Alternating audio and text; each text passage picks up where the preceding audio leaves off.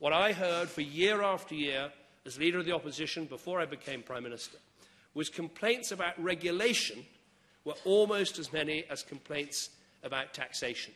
And I think there's been a sense in the business community, perhaps particularly amongst small businesses, that politicians come and go. They might talk a good game on deregulation, but nothing ever happens. And I was determined this government was going to be different. And that is why we had the red tape challenge, where we put all of those regulations online and asked you to help us to get rid of them.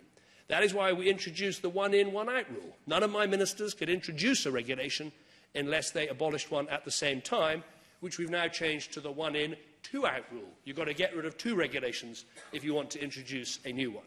And that is why this is going to be the first government in modern history that at the end of its parliamentary term has less regulation in place than there was at the beginning. We've now identified those 3,000 regulations that we're going to scrap, and we have already got rid of 800 of them. I'm sure you all have your own favourites.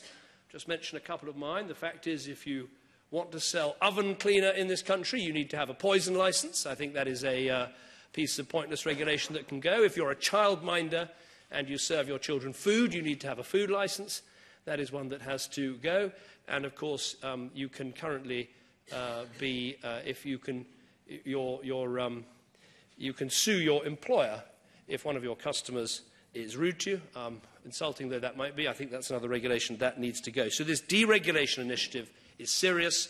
We're going to follow it through, and we're going to get rid of those regulations. So we are the first government in modern history to have taken away more regulation. We're going to do that at home, and we are now increasingly doing it in Europe as well.